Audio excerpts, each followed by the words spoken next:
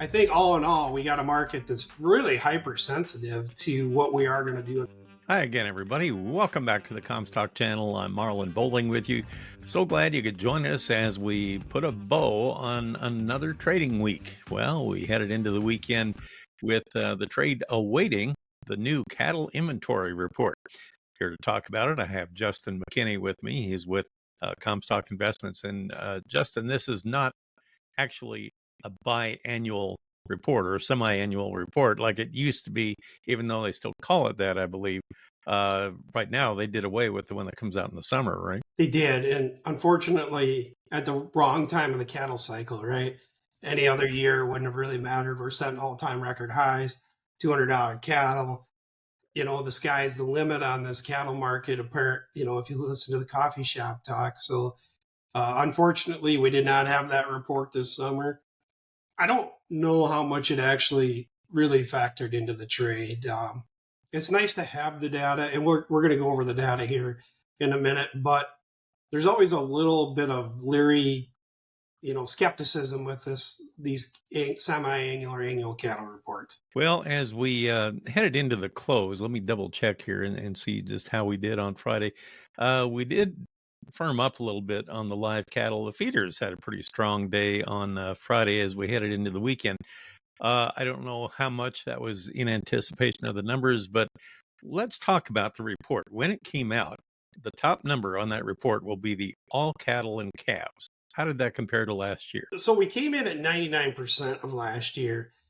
Trade expectation was 98.4 to 99.5. So right in the expectation, 99.1 was the average. No big surprise there. We look at that number. I don't know how much was built into that, Marlin. We've had quite the week on the futures market, both up and down. So I think there was probably some position squaring ahead of that. And as we were talking off camera, so much hype and enthusiasm has been priced into this cattle market, and rightfully so. When you see cash cattle trade, 210, 212, 330 in the West, things like that, sale barn cattle 215 to 220 in certain regions. So much has been built into it. We have the funds significantly long this cattle market. We'll get the cattle or the commitment of traders report this afternoon later on to see where they're at as of Tuesday. That'll be some interesting data to look at too. Well, the next category, all cows and heifers that have calved, it says that was just slightly below a year ago. So I guess that means not much of any change at all, just a very slight one. All heifers, 500 pounds and over, 1% below last year at 18.3 million head. What do you think about that? Honestly, that doesn't surprise me. You look at the profitability of these feeder cattle. You see 275 March feeder cattle on the board. A lot of these guys had some tough years. The reason we're at this cattle cycle is because we've had some tough years in the western half of the United States. It's like holding $8 corn back. How do you do that? I know that you need to rebuild the herd and cull some cows, but when you're staring $1,500, $2,000 down the gun barrel, it's hard not to pull the trigger. We had steers over 500 pounds coming in at 15.8 million head, down 1% from a year ago in that category as well. So we're still not really expanding the inventory, are we? No, and I don't know that anybody was expecting the inventory to be expanded. I think if we look at that, going back to that heifer number, the key number is whether we're seeing heifer retention, right? Are we rebuilding the herd? And apparently we're really not seeing those heifers being kept back in the breeding herd, which, again, going back to the validity of the report, we have heard in certain regions, the Dakotas being one, North Dakota in particular, several auctions, got some clients up there that are continually saying that we are seeing these heifers held back up there. So obviously they got some moisture, probably a little bit better grass conditions, a little cheaper feed, might be something held back there. But as far as a blanket statement across the country, we're just not there yet, Marlin. Yeah, the calves under 500 pounds, I thought that was interesting. 13.5 million head, just down slightly from 1 year ago at this time. So there again, still no gains either. And if you go back to my previous statement, where we had those tough years out west, I wouldn't expect that number to be up. We've called those unproductive cows, both in the beef and the dairy side of the world. That doesn't surprise me one bit at all. And I guess the last category on here, cattle and calves on feed for the slaughter market for all feedlots totaled 14.3 million head. That was down 1% from a year ago. So I guess no surprise there. It fits right in with everything else. Yeah, pretty much straight across the board, everything we talked about, down about 1%, which is, plus or minus the trade estimates. The replacement number did miss the average trade guess on that. So the market was looking for possibly a little bit of retention going on. We did not get that confirmed in this report. Whether or not that holds true, only time will tell. Well, there was a lot of anticipation about this report because it is such a major report, and now it only comes out once a year. But now that it's out, I always go back to that saying that Paul Harvey used to have. It's kind of like a wet potato chip. It wasn't all that exciting. The trade, like you said, it was bouncing around quite a bit before Friday. As we headed into the close, we still had live cattle. Gosh, it was still well over $200. So when we come in next week, I don't know if there's anything to really tank this market or not, is there? No, one would not think so. But, we'll probably get to it on the grain side a little bit later too. But we had this announcement yesterday, 25% tariffs on Mexico and China. Then today there was an unverified report of the White House possibly kicking that can down the road to March 1st. We saw corn move a little bit higher after that story came out around the noon hour. Not higher for the day, but just off the lows. Beans made a turnaround there at that same time that story ran. Also, we had the cattle, make a little bit of a move there too. So I think all in all, we got a market that's really hypersensitive to what we are going to do in these tariffs. And again, back to President Trump being in office, and it is the wild card what happens with the tariffs and how that has ramifications when you have a market with a significant amount of longs and a significant amount of profit there. That doesn't surprise me when we see this back and fill on rumors. Well, you look at a live cattle chart on the nearby contracts, and it looks a little ominous. I mean, it looks kind of toppy the last couple of days, but yet we're at such elevated levels. I mean, it actually can move quite a ways before it does any damage, can it? Absolutely. There's a lot holding this market up. First and foremost, the fundamentals. Packers continue to look for cattle out in the country. Last week we had a real, basically, auction barn going. Started at 204, 205, and I think we ended the week at 210, 212. So Packers still looking for cattle to kill. We're coming into a period of time, though, when historically boxes take a little bit of a correction. We did see that yesterday and today. Not much action today, but yesterday selects were down over $4. So we're moving into a time. There is plenty of room in the cold storage report gave us if they choose to put it in the coolers. But there again, you're putting awful expensive inventory in the coolers. If I always try to put my shoes, if I was buying cattle or running a packing company, would I be overly aggressive right now? It's hard at these record prices to go bet the farm that we're going to see boxes move. I'm not saying we can't see boxes push that $340 level, but they're not there yet. And you have a lot of high dollar inventory if something were to unfold with tariffs or a black swan event. About a month ago on the lean hog trade, it was starting to look kind of dire. They were really selling off. Looked like the party was all over.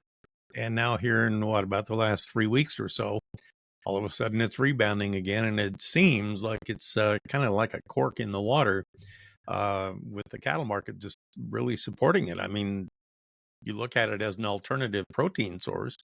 How can it go wrong? Absolutely. And if you follow the cutout on the hogs, the bellies traded over $1.50 again. We've seen really good movement of those bellies. We've been writing about it in the Comstock report. The overall bearish tone in the hog market is a significant amount of hams we have in cold storage. Hams trading in that 75 to 80 cent range. If we're going to see a move in the hogs and the cutout, we're going to need to move those hams and loins as also. But just in general, cold storage numbers gave us kind of a bearish tilt to the cutout on the hogs. But value-wise, you have to look at overall value and think that we should see some sort of movement in that. Well, let's turn our attention now to the grain side and how we finished on Friday. Kind of a tough day in that corn market. It sold off a fair amount. Now, it had been kind of the shining star in the grains for several days before that. But what happened here in the corn? Again, we had that tariff news, and we started the overnight weaker, battled off of the lows, came back down at the close, sold off a little bit more. Again, we rallied this market from last fall over $1 on the front, on a continuation chart. Funds have gone to, I don't know where we're going to be at tonight. We'll probably be 325, maybe even 350,000 contracts long. That's a huge long position when the record's, 440. We have a lot of funds that are long in this and have made a lot of money on the way up. We're not predicting that we're going to crash this market, but we are ultimately trading a weather market in January, and that weather market is South America and what the forecast does over the weekend. Yeah, and that's related to the heavy rains they had in the northern part of Brazil, from what I understand, which is holding back the soybean harvest, delaying that, and that means they can't plant their safrinha crop, their corn crop, in time like they normally like to. And from what I understand, Justin, down there, they're usually kind of up against a brick wall to get that in time because the rains really cut off in a hurry once you get a couple months in. Absolutely. The other backdrop of that is world corn stocks are not overly bearish, as we've talked about before. So we could grow a crop down there. We could use the crop down there. When you look at that whole picture there, we've heard a lot of chatter about how the domestic demand, which takes all the first crop corn, is way underestimated to what it actually is. So, there is need to get a crop planted and to get something up and going down there. But with those rains, it kind of prohibits it. I temper my enthusiasm a little bit on that. We heard how dry it was in September. We put the highs in the soybean market, I think October 2nd, if you look back at a chart, or in that near future. We weren't going to get the soybeans planted. It was going to be too late for the corn. And, it felt like they planted the whole country in about a week. Now, when you look at the old crop and new crop corn spreads, boy, they've been pretty active here this week, haven't they? Yeah, down 3 cents again here today on that July D's corn spread. And that's an interesting thing to look at because we still have this 154 carryover, and that's exports have been running very good. Are they going to adjust that lower again? Hard telling. We have over 300 million bushels outstanding shipments to Mexico. How is that going to play out? Will they take all of it, half of it? So is our carryout going to be a 1.5 or a 1.8? Right off the bat, after the USDA report in January, everybody said, well, yeah, it's going to be a 1.54, what they told us, but we're going to plant 96 million acres of corn. It's not going to matter. We saw that whole crop lag a little bit, right?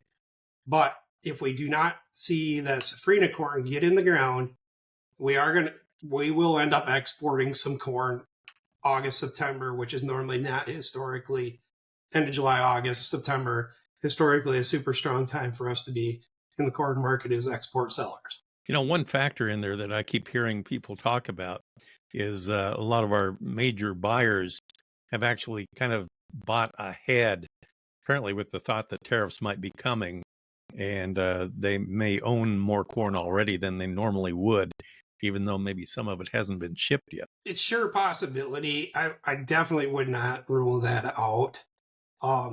But at the end of the day, potentially, maybe this old crop corn situation was tighter sooner than what the USDA told us, and that there were some buyers that stepped up and got something on the books. Again, back to that dollar rally. If you're an end user, you're looking at September corn in September at sub $4. I think 360s was the low print on that. How much risk did you have in buying that crop? I know at that time there was people out saying, well, with the technicals, we're going to go down and check that 330 level, things like that. But,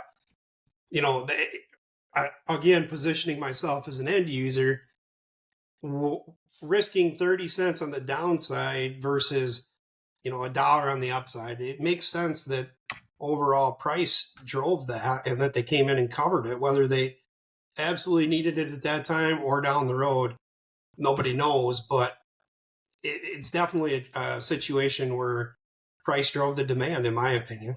I'm still kind of surprised with everybody talking about the humongous supply of soybeans that we have and a record crop coming out of South America this year. I mean, yeah, I know Argentina had some problems, but I mean, a huge acreage and they're going to have a huge crop.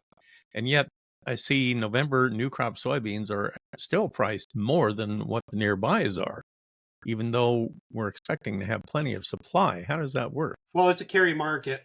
Somebody has to carry that 380 million bushels of carryover, and they're not going to carry it in an inverse.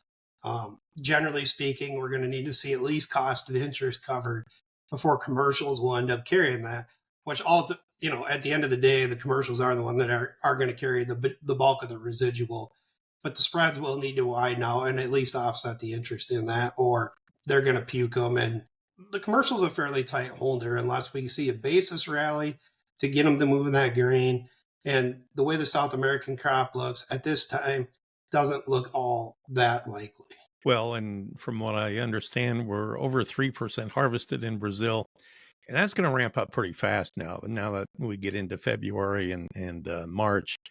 I think a lot of beans are going to quickly come onto the market. They really don't have all that much on-farm storage for soybeans there in Brazil, do they? No, they don't. Matthew's done a pretty good job outlining that in our daily reports. But historically, they combine them, they take them to the port, they get them moved. Not all that different than a huge percentage of American farmers. If you have a terminal, storing beans is not all that great. It takes a lot of money. It's a lot of quality risk. A lot of people move those in the fall for their cash flow anyway. So not all that different from us. Back to your comment though about harvest pace. Before I get all excited about that harvest pace, we do have to check ourselves a little bit because they were a little bit slow planting that crop with the dry weather back in September. So, well, according to the calendar, we may be behind, but are we really that far behind? And how quickly will we catch up, like you said? Very good point. Very good point. I'm glad you brought that up. Any thoughts on wheat? We thought maybe the wheat finally got a little traction earlier this week, and then it fell apart yet again by the time we got to the weekend. It just can't get anywhere. Wheat doing wheat things, right? Higher for a few days, give you a little hope, and then rip your heart out and stomp it on the floor. But ultimately, what circulated earlier in the week was the story about Russia and the Black Sea and potentially the problems that they have there. That same story circulated last September. If you look at the charts, we had to move significantly higher. All right, here you go. We have an underlying story. The funds came into the market and sold the wheat off very hard and have been very hard defenders of those short positions. Normally, we kill the wheat crop a couple times. You're from wheat country. You understand how that works. But we basically didn't do that this year, more than 15, 20, 30 cents, right? I think there's a storyline working in the wheat market. I just think it's going to take a little bit of time to get there. And today's commitment to traders report will be a little bit interesting to me to see if those funds did come in and cover at least some of those wheat shorts. It sounds like we have some problems developing here in America as well. I'm kind of grasping at straws here, being a former wheat farmer myself. But, when you look at a chart, I mean, I can kind of see, maybe it's wishful thinking, but it looks like a big rounded bottom. And I don't know if that's anything you can hang your hat on or not, but it's got just a little bit maybe of an upward curve. I don't know. I question how many people sell that wheat at this market. I know a lot of that moves off the combine, but you're looking at $4 wheat, right? $4 cash wheat, probably in the plains. High fours, albeit, but low fives. I don't know that gets anybody really fired up. I think, we're always the world residual supplier of wheat, but we do have these problems poking their heads up. I'm not willing to risk my complete neck out there, but I'd, pop it up for a little bit on some wheat every now and then. Well, the way things are right now, all I can say is I keep hearing more and more people saying they're just going to graze it out. It'll be better to walk it off the field. If feed it to cattle or whatever, and not let it go to grain. Well, why wouldn't you? I mean, you're saving your harvest costs. You put 100 pounds on a calf and you just picked up $280. And depending on your stocking rate, that's probably significantly more than you would make combining the wheat and taking it to town. I mean, heck, to the point, Marlin, on my own farm, I thought about getting a drone in, and a friend of mine has a drone to do seeding.